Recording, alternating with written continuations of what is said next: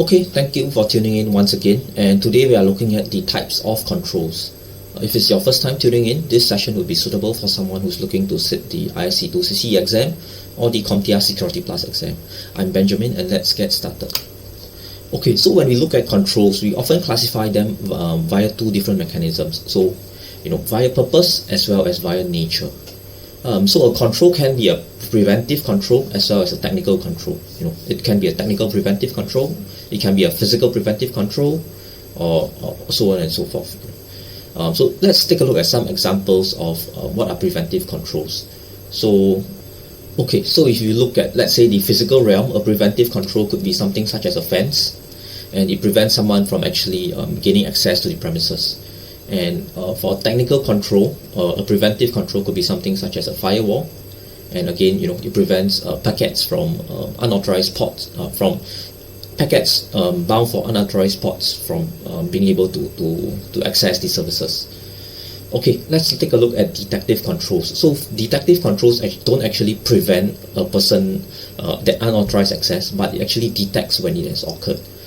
So things like this could be such as a CCTV that is in place. And a lot of this could be things such as network taps, packet captures, and they actually collect all that information that actually gets passed via rules in order to create alerts and detections. So these are detective controls. When we look at corrective controls, they try to actually mitigate the situation. So for example, we have in the physical realm, again, the physical corrective controls, they could be things like security guards. So if someone really manages to trespass or climb over the fence, they can come in to apprehend and to correct the situation. For the technical realm, we also have things such as antiviruses, which would actually if a particular malware has managed to compromise the system, it would actually isolate and clean up the virus. We have things such as patching as well, which actually seeks to actually mitigate the vulnerabilities or patch it so that it's no longer vulnerable. So these are corrective controls. When we look at deterrent controls, we are looking at things such as warnings, policies that don't actually stop someone from doing it, but they are very useful to actually deter someone. So these are deterrent controls. So a lot of times, there may be some overlap. So for example, the presence of security guard patrolling may also serve a deterrent purposes. But a lot of the times when you look at the question, which of is the most suitable, it would actually be a corrective control for security guards, because they have the additional functionality of reacting to a situation. So there may be a lot of controls that also fulfill the deterrent role, but we have to really look at what's the primary role here. So it can be a little tricky. And finally, for compensating controls. So for example, the premises could be too small. We may not be able to have security guards on premise, but maybe what we have is probably a response force that can get to the site within 10-15 minutes in the event that something happens. A lot of the times, compensating controls, especially in the technical realm, we are dealing with a lot of legacy equipment. So it could be legacy equipment that does not support, let's say, encryption. And how do we handle or tackle that? We might have to get by that. We might need to put in place other preventive controls, such as two-factor authentication, in order to make sure that there's additional layers and checks to make sure that only those who are authorized can actually access that information. Okay, a lot of these controls also map to security objectives. So when we look at preventive controls, when we look at fences, firewalls, we're actually looking to preserve confidentiality over here. Because we don't want someone who's unauthorized to access it. Again, when we look at CCTVs, network taps, and a lot of these, they protect different kind of security objectives. Okay, and maybe we look at the availability objective. So maybe some examples of a corrective control for availability would be something such as a UPS, which is an uninterrupted power supply. And what this does is, if the main grid power supply is being cut, this UPS will actually kick in and continue to provide power. So it actually corrects the situation and allows the system to continue running. Okay, let's move on to the questions. So for the first question, which control is best classified as a preventive technical control? Okay, so let's look at the two keywords here are preventive and technical. Okay, so for technical controls, definitely IDS is technical, a firewall is technical. Log review, I would argue it's more process, so it's maybe more administrative kind of a control. Yeah, and security awareness training, possibly also more administrative kind of a control. Yeah, so we would have B and C at the outset, and the second keyword we are looking for is preventive. And so the answer is kind of in the question already. So this is detection, which is more of a detective control rather than a preventive control. And then IDS actually doesn't actually prevent an intruder from coming in. It just detects once it is done. The counterpart, which actually does prevention, would be something called an IPS, an intrusion prevention system. So for this case, the preventive technical control would be the firewall, because it prevents unauthorized traffic, packets which are bound for a port that is not allowed. It will actually be dropped, and so it prevents those exploits from actually getting to the server. Yeah. Okay, question 2. A security camera records activity in a server room but does not prevent access. How should this control be classified? So does not prevent, so there's no preventive. So immediately preventive is out. So it does record, and I think we kind of explored this a little bit earlier when we talked about CCTV. So when we record something, we are looking to detect what's happening in there, And so definitely this would be a detective control. Yeah. So this looks like a likely answer. And this is definitely also a physical control, since it's an actual item that is looking to detect physical access instead of over the wire kind of network access. So definitely this is something that is a detective physical control. Okay, moving on, question 3. Which control is most appropriate as a compensating control for a legacy system that cannot support encryption? Okay, so it cannot support encryption. I don't know. Option A might sound a bit wrong, since it cannot support encryption, so you can't really encrypt it.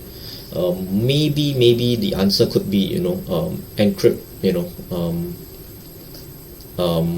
the database layer. Then maybe that would make more sense. But it has to be done transparently, and so whatever is that goes to the system is already been decrypted. But I would say that this is not really a good answer, because it already says it cannot support encryption. So your answer shouldn't be encryption again. Yeah.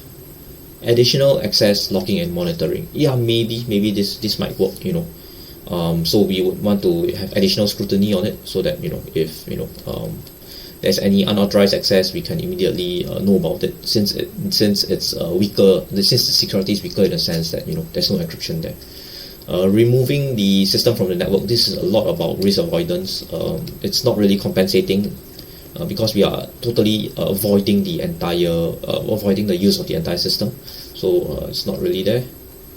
Implementing multi-factor authentication, I would argue that this may be also a suitable answer here. Yeah. If I were to really have to choose between B and D, I would argue more for D. In a sense, what we want to do is to prevent the access, since this is more preventive and this is more detective here. And so if we want to compensate for encryption, which encryption is also more of a preventive control, because it prevents the access to the plain text information. I would argue that maybe a more preventive kind of a control would be better as a compensating control, rather than something that only detects and it may be too late when it happens. Yeah. Okay, question 4. Which of the following is an administrative controls? So we look at firewall rules. This is more of a technical control. Yeah. Man trap, it's more of a physical control. Yeah.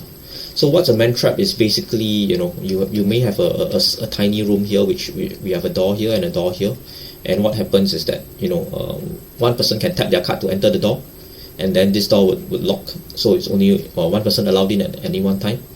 And when there's one person in here, then this door would open, and then this guy can move out of the room, and only then can a second person enter into this small room here, which is called a man trap. and this really, it's to prevent tailgating. Yeah. So you cannot have one employee that hold the door open and someone else can come in just to follow him, and they'll be able to gain unauthorized access. Yeah. So it's more of a physical control.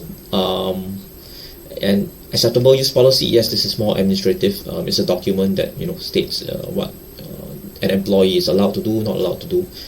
It's administrative, and it's more of a deterrent control, I would argue, because it prevents an employee from really it doesn't prevent an employee from doing anything, but it deters them. Yeah. So I would argue that this really is an administrative control. Yeah. This is a physical preventive, this is a technical preventive, and the last one, this is a technical preventive as well. Yeah. So for our answer, it would be C here. Yeah. Okay, moving on to question 5. Which control best supports the integrity principle of the CIA triad? So we've mentioned this earlier. The controls actually support the security objectives. So encryption, again, it's about confidentiality, preserving the confidentiality, not really integrity. Hashing is integrity. We've covered this quite extensively in our CIA triad session, so you can take a look at that video instead. Redundant power supplies, this is more availability. And load balancing, this is more availability as well. So how load balancing work is, for example, we have a lot of desktop systems, and maybe we have web servers,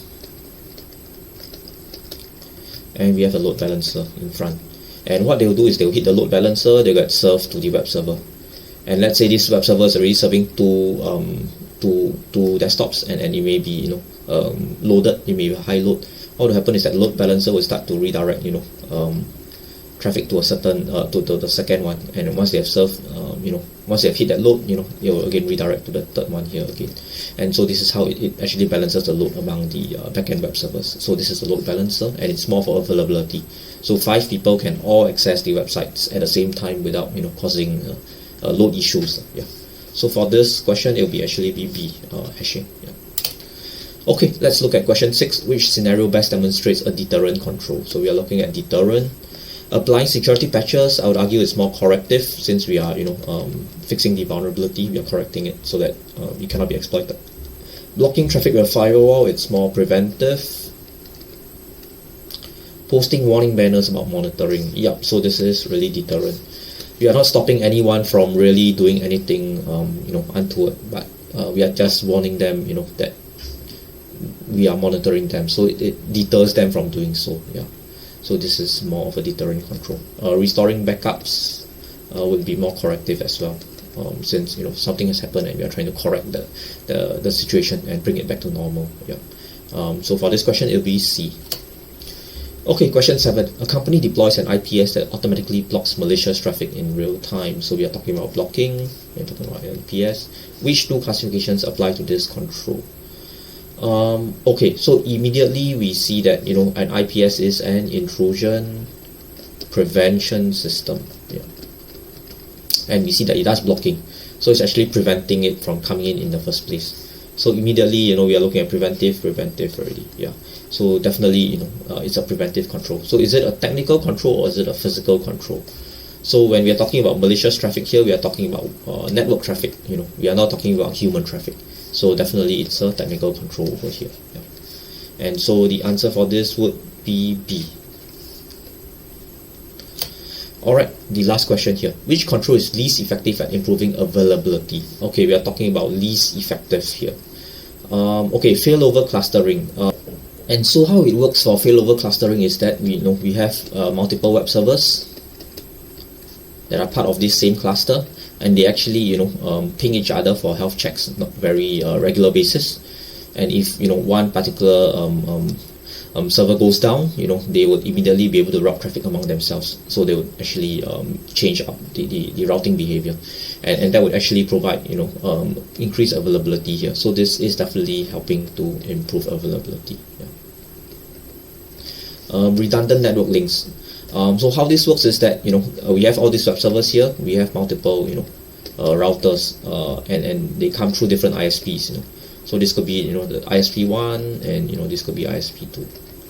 And this would be an example of a redundant network link where multiple ISPs are able to access the same web server. So when we have clients outside here which are trying to access it, they can go through the ISP, and if this network link is down, we can switch over the DNS records and things like that, and they'll go through a different second network link there. Yeah. So this also is good for availability. Yeah. Load balancing, we have looked at it earlier. We've drawn the diagram, so definitely also availability.